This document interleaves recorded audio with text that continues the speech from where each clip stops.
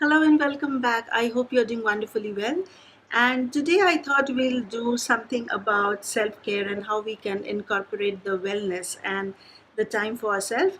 It just isn't about self care Sundays, it's about every single day that we give back something to ourselves, even if that means a couple of minutes. So, welcome back once again. I'm Soma, and let's get chatting. So, today, what we are going to primarily talk about is the wellness journey. And this is something very near and dear to me because I have fallen off the wagon quite so often and I try to get back on it whenever possible. I know as working women, as people who have families and young kids, it's very difficult to find that Sunday or that time for ourselves. But you know what? I figured I don't have like 1 hour or 2 hour to spend on myself every day. But what I can do for myself is have that little bit of time, maybe a couple of minutes, could be 10 minutes, could be 5 minutes. It really differs day from day to day. And that's what I'm trying to encash on and make sure the little time that I have for myself, that if I plan it well, if I'm thinking about it, I will have the time to actually go ahead and incorporate these small wellness habits and changes in my life.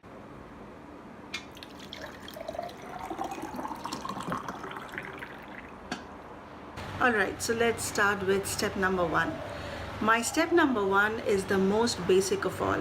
I try to wake up every morning with a glass of water and not coffee or tea. So I do have my coffee, as you can see, but I have it really once in a while and not when I get up. Now, this is a habit it took me a while to change because when I get up, I'm mostly so exhausted and tired that I really want that big mug of coffee to wake me up for the day. And that's how my brain has accustomed to itself. So if I have my cup of coffee, I know I'm getting ready for the day. If I'm feeling very fancy or I have some time, I'll squeeze in some lemon. Sometimes I'll put in some chia seeds. Tip number two is have lot more veggies and fruits incorporated into my diet. And I know it sounds like, okay, so as Indians, we do eat a lot of veggies, and that's very true.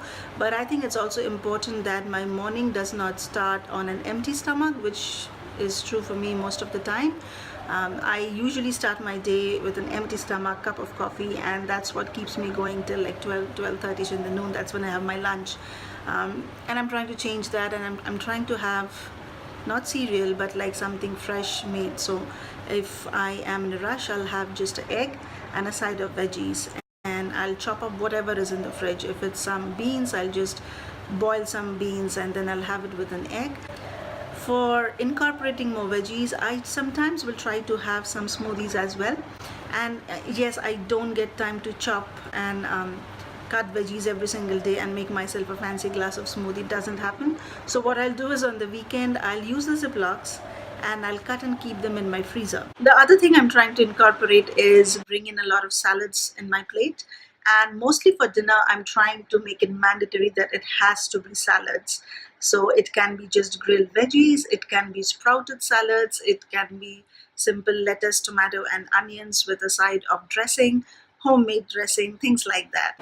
And no real reason. I think when I'm eating correctly and I feel much more balanced and happy that I'm taking care of myself and my health, automatically the rest of the things start falling in place. So I really don't want to eat so healthy and then think that, I'm not going to exercise today because I'm putting in the effort. I really want to go for my walk after dinner or early in the morning.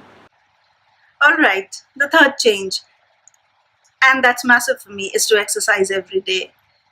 I have sometimes been lazy, sometimes been burned out and exhausted, sometimes I really don't get time. And I think it's the first thing I cut out from my life. And I say, who has time for it?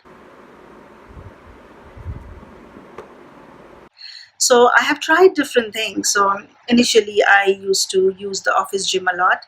I still use it sometimes, but there are meetings, there is work to be done, and I don't get to go to the gym as much as I once used to or wanted to.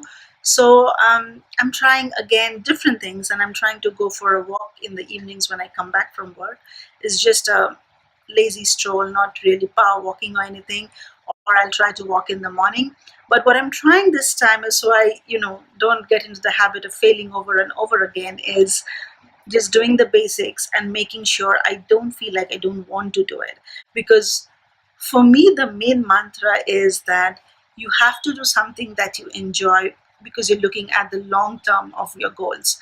If you're looking for very short term, you can hate it and do it. And then I know after a while, I just can't sustain myself anymore. So I think, looking at the long term goals this time, and I'm just doing the very basics. But the best I can hope for myself is, because I really like going for that walk in the evening, sometimes with a pair of headphones, sometimes just with my kids, sometimes that's my alone time. I really hope I can continue doing it. So wait till you hear my tip number 4.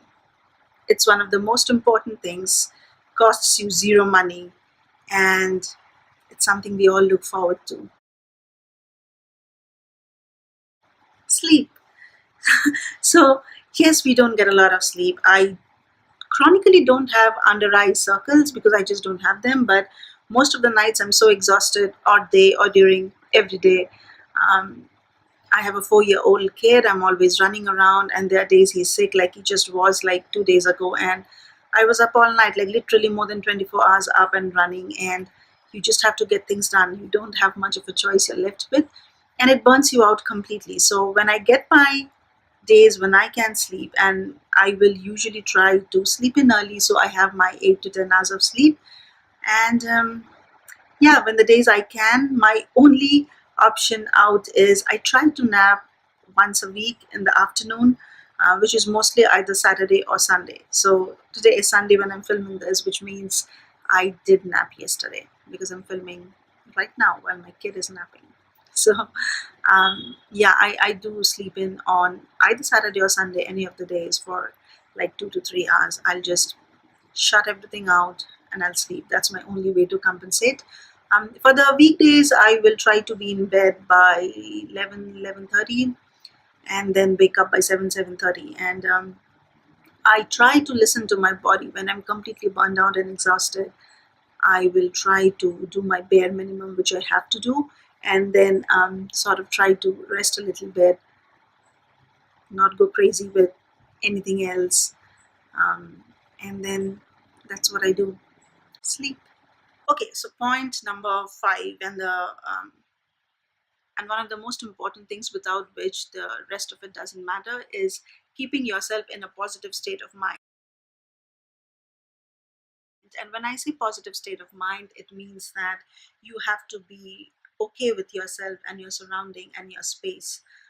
For me, I think I've already talked about it before in some of the videos, that I'm an introvert. And for me, my space is very, very important, which means, I can have a long day, a good day, or a bad day, whatever day it might be. I need to come back to my space to recharge, and I recharge best alone. So I need that alone time for me. I need to feel that I am in control of my life and myself and my emotions and moods. So I think for me, anything that creates that positive bubble around me, and by no means do I mean the bubble that will burst at some point. I am building that bubble around me very, very consciously, and being very aware that this is what I want for myself. And that would essentially mean that I read good things, I read positive things. All right, so those are my top 5 things that I'm trying to incorporate in my very own personal wellness journey. And I will say this over and over again, that the thing that I haven't done before, which I think I'm going to try doing it this time, is that I don't try to measure or go through what I'm doing. At some point, I just drop off the wagon. So, what I'm trying to do this year, or by the end of 2018, is maybe every 2 or 3 months, I will have sort of like a checklist about myself and see how my wellness journey is going. So, some things might work, some things might not work, but the things are just so basic right now that I'm guessing most of things I can manage. So, if I can manage, I'll definitely keep them. Yeah, so if I think this is something that is working for me, I'll definitely try to go to the next level and try better things and try to improve myself a little more. If things are not working with me, instead of giving up, I'll try to tweak the plan and see what can work for me and make the time accordingly. But most of all, I really again want to be positive and content, and I just want to feel motivated and bring the best of me in my work, in my life, and here as well. If this is something that you have done or you've tried before, I would love to know what has worked for you. And maybe you can share some pictures or your tips or anything that has jived well for you. That's all for today. Thank you so much for watching. And if you have subscribed to the channel, thank you. It means a lot to me. And I'll see you next time. Bye bye.